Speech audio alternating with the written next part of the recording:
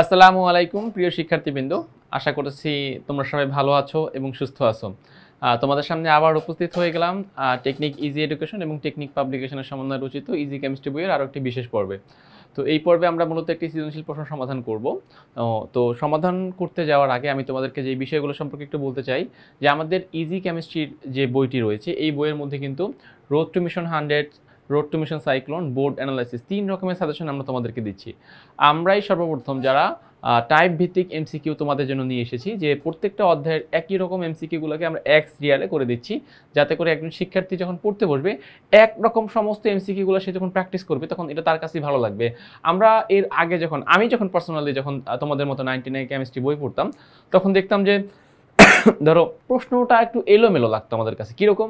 নিচের কোনটি আইনিক যৌগ, নিচের কোনটি সমযোজী যৌগ, কোনটা এটা হচ্ছে, কোনটা ওটা হচ্ছে, কোশ্চেনের মধ্যে কোনো সিকোয়েন্স থাকতো না। এবারে আমরা যে কাজটা করেছি যে সমস্ত আয়নিক যৌগের প্রশ্নগুলোকে এক্স রিয়াল করেছি, সমযোজীর প্রশ্নগুলোকে এক্স রিয়ালে করেছি, মোলারিটির প্রশ্নগুলোকে এক্স রিয়ালে করেছি। এরকম করেই কিন্তু আমাদের এই ইজি কেমিস্ট্রি বইটি সাজিয়েছি। তো যেটা একজন শিক্ষার্থীকে এমসিকিউ এর প্রতি আগ্রহ যেমনি বাড়াবে, এমসিকিউগুলো তার কাছে আরও সহজ মনে হবে।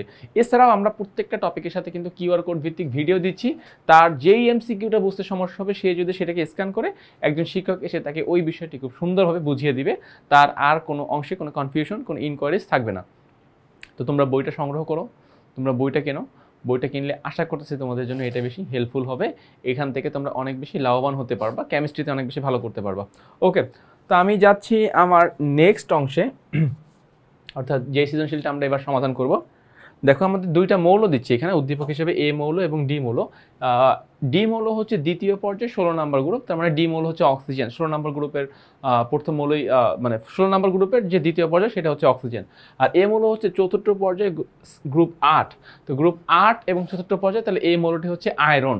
আমরা যদিও ডি ব্লকের মৌলগুলো নিয়ে একটু কম কাজ করি, অনেক কম পরিচিত এদের সাথে, বাট আমাদেরকে কিন্তু সেগুলো জানতে হবে যে হ্যাঁ চতুর্থ নম্বর পর্যায়ের গ্রুপ 8 নম্বর গ্রুপ। এখন এটা একটা শর্টকাট সিস্টেমটাকে দেখো, আমরা potassium, calcium, scandium, titanium, vanadium, chromium, manganese, iron, এই যে 8 নম্বর মৌল, সেই 8 নম্বর মৌলই হচ্ছে আয়রন। সো চতুর্থ পর্যায়ে প্রথম থেকে 8 পর্যন্ত কাউন্ট করলে আমরা আয়রনকে পেয়ে যাচ্ছি। ওকে, সো উদ্দীপক হিসেবে আমরা এ আর বি মৌলগুলো চিনে ফেললাম। এবার চলো আমরা ডিরেক্ট প্রশ্নে চলে যাব। আচ্ছা, তাহলে ডিরেক্ট প্রশ্ন দেখো এখানে কি বলতেছে, যে ফার্স্ট যে কোশ্চেনটা আমাদের কাছে এখানে করা হচ্ছে যে নিষ্ক্রিয় গ্যাস কাকে বলে। নিষ্ক্রিয় গ্যাস কাকে বলে? যে সকল গ্যাসীয় পদার্থ রাসায়নিক বিক্রিয়ায় অংশগ্রহণ করে না, এমনকি এরা নিজেরা নিজেদের সাথে বিক্রিয়া অংশগ্রহণ করে, তাদেরকে আমরা কি বলি? নিষ্ক্রিয় গ্যাস বলি। যে পর্যায় সারণীর গ্রুপ 18তে অবস্থিত হিলিয়াম, নিয়ন, আর্গন, ক্রিপ্টন, জিনন, নিডন, এই 6টি গ্যাসীয় মৌলকে নিষ্ক্রিয় গ্যাস বলে। হিলিয়াম, নিয়ন, আর্গন, ক্রিপ্টন, জিনন, নিডন, এই যে 6টা মৌল, এই 6টা মৌলকে নিষ্ক্রিয় গ্যাস বলে। ইভেন এখানে ওগানিসনকেও চাইলে তোমরা অ্যাড করতে পারো, যে পর্যায় সারণীর সর্বডানের যেই গ্রুপ 18-এর যে 7টা মৌল, হিলিয়াম, নিয়ন, আর্গন, ক্রিপ্টন, জিনন, নিডন, ওগানিসন, এদেরকে আমরা নিষ্ক্রিয় মৌল বলতে পারি। ফাইন, যাচ্ছি আমরা দ্বিতীয় প্রশ্ন। ধাতু নিষ্কাশন একটি বিজারণ প্রক্রিয়া আছে। বিজারণ প্রক্রিয়া কি হয় বলতো? বিজারণ প্রক্রিয়ায় আয়নরা ইলেকট্রন গ্রহণ করে। তো আমরা এখন যে ধাতু নিষ্কাশন যে একটি বিজারণ প্রক্রিয়া, আমরা এখন এই পার্টটা নিয়ে কথা বলবো। একটু দেখো, ধাতু নিষ্কাশনে ধাতু নিষ্কাশিত হয়, রাইট? তাহলে দেখো সোডিয়াম ধাতু নিষ্কাশিত হবে সোডিয়াম আয়ন থেকে। সোডিয়াম আয়ন ইলেকট্রন গ্রহণ করে কিসে পরিণত হবে? সোডিয়াম ধাতুতে পরিণত হবে। ইলেকট্রন গ্রহণ হয়েছে কিনা বলতো? ইয়েস, অবশ্যই ইলেকট্রন গ্রহণ হয়েছে। ইলেকট্রন গ্রহণ হলে সেই প্রসেসটাকে আমরা কি বলি? বিজারণ প্রসেস বলি। তাহলে এখানে সোডিয়াম ধাতুকে আমরা কি বলতে পারবো? বিজারণ প্রসেস বলতে পারবো।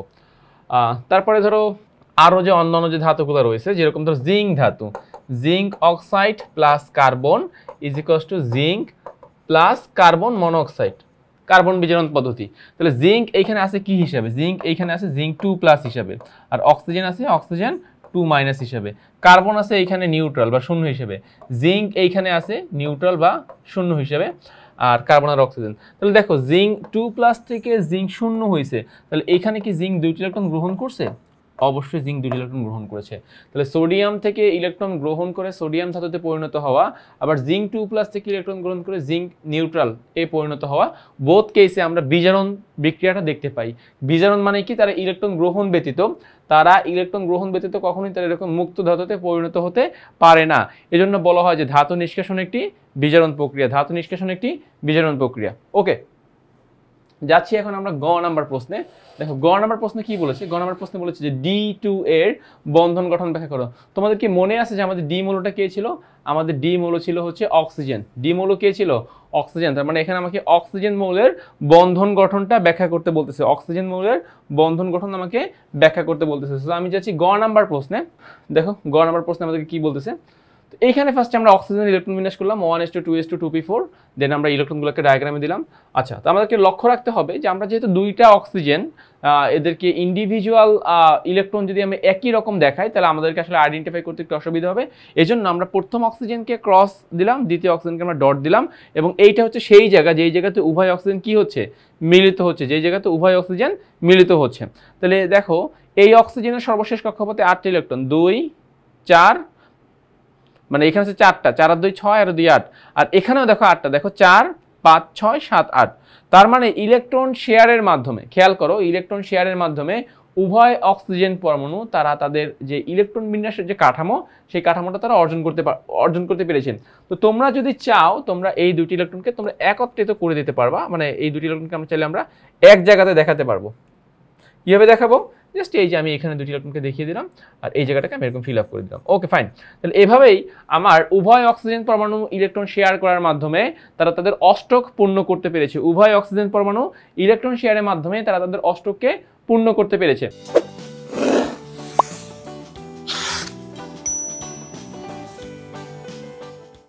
তো আমাকে জাস্ট এই কথাগুলো এক্সামে লিখতে হবে যে অষ্টক পূর্ণ করতে পারাটাই মূল উদ্দেশ্য। ইলেকট্রন শেয়ারের মাধ্যমেও চাইলে অষ্টক পূর্ণ হতে পারে, সমযোজী বন্ধন গঠন হয় তখন। এবং এখানে D2, দুইটাই অক্সিজেন যেহেতু, O2, আর O2 মানেই কি? D2, তাই না? D2 এর কথা বলেছে, তাহলে D2 ইজ ইকুয়ালস টু কি? O2, মানে অক্সিজেনের বন্ধন গঠনটা আমরা এখানে প্রপারলি ব্যাখ্যা করতে পারলাম। Okay fine. তো গ নাম্বার প্রশ্নটা আমাদের কমপ্লিট হয়ে গেল। যাচ্ছি আমরা ঘ নাম্বার প্রশ্নে। দেখো ঘ নাম্বার প্রশ্নটা তো আগে একটু চিনে রাখি, যেহেতু বারবার এখানে আসা সম্ভব না। এ হচ্ছে আয়রন, ডি হচ্ছে অক্সিজেন। তো এবার দেখি ঘ নাম্বার প্রশ্ন আমাদেরকে কি বলেছে। আয়রন এবং অক্সিজেন নিয়ে ঘ নাম্বার প্রশ্ন আমাদেরকে কি বলেছে। তাহলে বলছে যে এ মৌলটি, খেয়াল করো, বলতেছে যে এ মৌলটি ডি এর সাথে বন্ধন গঠনে একাধিক যোজনী প্রদর্শন করে বিশ্লেষণ করো। এ মৌলটি ডি এর সাথে বন্ধন গঠনে একাধিক যোজনী প্রদর্শন করে ব্যাখ্যা করো। ফাইন, তাহলে চলো আমরা এটার ঘ নাম্বারটা সমাধান করি। তো শুরুতেই আসি আমরা এই যে ডায়াগ্রামটা আমরা দেখতে পাচ্ছি সেই ডায়াগ্রামে। দেখো তাহলে আয়রনের আমরা ভিতরে কক্ষপথের ইলেকট্রনগুলো দেখাই নাই, বাট তোমরা এক্সামে কিন্তু দেখাবা। আয়রনের সর্বশেষ কক্ষপথে থাকে হচ্ছে কি যে 14টা ইলেকট্রন। সো 2 4 6 8 10 12 14 এরকম দেখাবা, ভিতরেগুলো তোমরা দেখাবা। আচ্ছা, তো আয়রনের সর্বশেষ কক্ষপথ ইলেকট্রন হচ্ছে কি 2টা। তাহলে আয়রন যদি সে তার 2টি ইলেকট্রন 4 অক্সিজেনকে দিয়ে দেয়, তাহলে আয়রনের সর্বশেষ কক্ষপথ ইলেকট্রন হচ্ছে 14টা, যেটাকে আমরা বলি আয়রন 2+ বা আয়রন ক্যাটায়ন হিসেবে তৈরি হচ্ছে ইলেকট্রন ত্যাগ করে। যেহেতু সে 2টি ইলেকট্রন ত্যাগ করেছে, Fe2 হয়েছে, আর অক্সিজেন সেই 2টি ইলেকট্রন গ্রহণ করে 2- হয়েছে। তো এখান থেকে আমরা 2টা প্লাস মানে Fe2+ ক্যাটায়ন আর অক্সিজেন 2- আয়ন বিক্রিয়া করে পরস্পরের সাথে কি তৈরি করলো? FeO, মানে ফেরাস অক্সাইড। যেহেতু আয়রনের কম যোজনী এখানে ব্যবহার হয়েছে, সেহেতু এটাকে আমরা কি অক্সাইড বলতে পারবো? ফেরাস অক্সাইড বলতে পারবো। তো এইখানে আয়রন কত যোজনী ব্যবহার করেছে? এখানে কিন্তু আয়রন 2 যোজনী ব্যবহার করেছে। কিভাবে? যেহেতু সে 2টা ইলেকট্রন ত্যাগ করেছে, যেহেতু সে 2টি ইলেকট্রন ত্যাগ করেছে, তাহলে সেই 2টি ইলেকট্রন ত্যাগ দেখে আমরা বলতে পারবো যে না, আয়রন এখানে 2 যোজনী ইউজ করেছে বা 2 যোজনী এখানে আয়রন ব্যবহার করেছে। তো আমাদের তাহলে যে ঘয়ের অ্যান্সারের প্রথম পার্ট কমপ্লিট হলো। আমরা আয়রন কিভাবে 2 যোজনী ব্যবহার করতে পারে, আয়রন কিভাবে সে তার 2টা ইলেকট্রন সর্বশেষ কক্ষপথে সে তার 2টি ইলেকট্রন কিভাবে ত্যাগ করতে পারে, সেইটার একটা নমুনা আমরা এই যে যৌগ FeO বা ফেরাস অক্সাইড থেকে আমরা প্রমাণ পেয়েছি। আচ্ছা, এবারে চলো আমরা আয়রনের আরেকটা যোজনী, সেটা হচ্ছে 3। এখন 3 যোজনীর ব্যাখ্যাটা খুবই সুন্দর। দেখো এই আমরা ফার্স্টে উপরের ইলেকট্রন বিন্যাস একটু দেখবো। তো আগের বার মানে এর আগের যে যৌগটা আমরা দেখেছি, সেখানে আয়রন এই যে 4s থেকে 2টি ইলেকট্রন ত্যাগ করে দেয়, তো তখন 4s এর উপরে কোনো ইলেকট্রন থাকে না, তখন 4s হয়ে যায় 0। এবার আয়রন ইলেকট্রন ত্যাগ করবে 3টা। তাহলে এবার আমাকে তো 4s থেকে 2টি ইলেকট্রন ত্যাগ করতে হবেই, প্লাস 3d থেকে আমাকে ইলেকট্রন একটা ত্যাগ করতে হবে। এখন কোন ইলেকট্রনটা আমরা ত্যাগ করব? তোমরা যদি এখানে একটু লক্ষ্য করো, তাহলে এখানে যে প্রথম যে ঘর, দেখো সব ডি এর মোট 5টা অংশ, সবগুলো অংশে একটা একটা করে ইলেকট্রন রয়েছে। শুধুমাত্র ডি এর যে প্রথম ঘর, সেই ঘরে ইলেকট্রন রয়েছে কয়টা? সেই ঘরে ইলেকট্রন রয়েছে 2টা। তাহলে এটাকে কিন্তু আমরা যদি এখান থেকে একটা ইলেকট্রন কোনোভাবে ত্যাগ করাতে পারি, তাহলে ডি এর দেখতে হয় এরকম। দেখো অর্ধপূর্ণ বেশি স্থিতিশীল, তাই না? অর্ধপূর্ণ বেশি স্থিতিশীল বলা হয়। তো আয়রন এবার কি করবে, 3টি ইলেকট্রন ত্যাগ করবে, যার 2টা যাবে 4s থেকে আর একটা যাবে 3d থেকে। তাহলে মোট ইলেকট্রন ত্যাগ হবে কয়টা, মোট ইলেকট্রন ত্যাগ হবে 3টা। তো এই 3টি ইলেকট্রন কি করবে, অক্সিজেন গ্রহণ করবে। তো হিসাবটা আমরা কিভাবে মিলাবো, হিসাবটা আমরা এইভাবে মিলাবো যে দেখো 2টা আয়রন প্রত্যেকে 3টা করে ইলেকট্রন ত্যাগ করতেছে, তাহলে মোট কয়টা ইলেকট্রন ত্যাগ হবে, 6টা। এবারে আসো 3টা অক্সিজেন প্রত্যেকে যদি 2টা করে গ্রহণ করে তাহলে গ্রহণ হবে কয়টা, 6টা। তাহলে 2টা আয়রন মিলে মোট 3 3 6টা ত্যাগ করবে, আর 3টা অক্সিজেন 2টা করে মোট 6টি ইলেকট্রন গ্রহণ করবে, যেটা আমরা এইখান থেকে এই ডায়াগ্রামের মাধ্যমে দেখাবো। সো দেখো এই যেখানে ফলো করো, এই Fe সর্বশেষ কক্ষপথে 2টি ইলেকট্রন দিল এই অক্সিজেনকে সে তার 2টি ইলেকট্রন দিবে, কোথায় দিবে বলো তো, এই যে পজিশনে সেই ইলেকট্রন দান করবে। আবার এই অক্সিজেনের 2টি ইলেকট্রন আসবে 2টা ভিন্ন ভিন্ন আয়রন থেকে, এই আয়রন থেকে আসবে একটা, এই আয়রন থেকে আসবে একটা, আর এই আয়রনের সর্বশেষ কক্ষপথে যে 2টি ইলেকট্রন সেই 2টি ইলেকট্রন যাবে কোথায়, এখানে। তাহলে Fe 2টা Fe মিলে মোট 3টি ইলেকট্রন ত্যাগ হবে, 2টা আর একটা 3টা, আর ওরও 2টা আর একটা 3টা, তিনজনে মিলে মোট 6টি ইলেকট্রন গ্রহণ করবে। গ্রহণ করার পরবর্তী অবস্থা কি হবে দেখো, গ্রহণ করার পরবর্তী অবস্থা হবে এরকম যে 2Fe3+ মানে 2টা আয়রন প্রত্যেকে 3টে করে ইলেকট্রন গ্রহণ করছে, প্লাস 3 অক্সিজেন 2- মানে 3টা অক্সিজেন সবাই 2টি করে ইলেকট্রন গ্রহণ করেছে। গ্রহণ করার মাধ্যমে কি তৈরি করবে, Fe2O3 ferric oxide, Fe2O3 ferric oxide.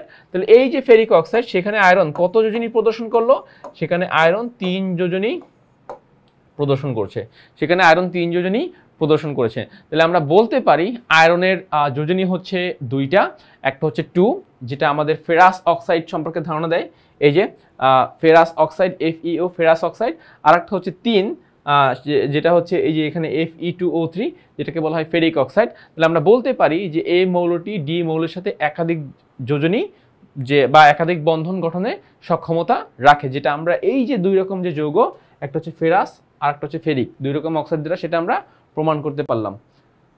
ওকে, তাইলে আমরা এই সৃজনশীল প্রশ্নটিকে কমপ্লিট করে ফেলেছি। আমি আশা করতেছি তোমরা এইটুকু অংশ খুব সুন্দরভাবে বুঝতে পেরেছো। তো তোমাদেরকে এই ইজি কেমিস্ট্রি বইটি খুব হেল্পফুল, তোমাদেরকে ইজি কেমিস্ট্রি বইটি খুব হেল্প করবে সকল বিষয়ের ক্ষেত্রে, সৃজনশীল বলো, এমসিকিউ বলো, ক বলো, সকল বিষয়ে তোমরা এখান থেকে উপকৃত হবা। তাই সবাই বইটি সংগ্রহ করো।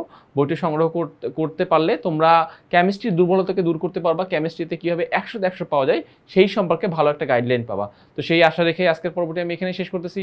সবাই ভালো থাকো, সুস্থ থাকো, আল্লাহ হাফেজ।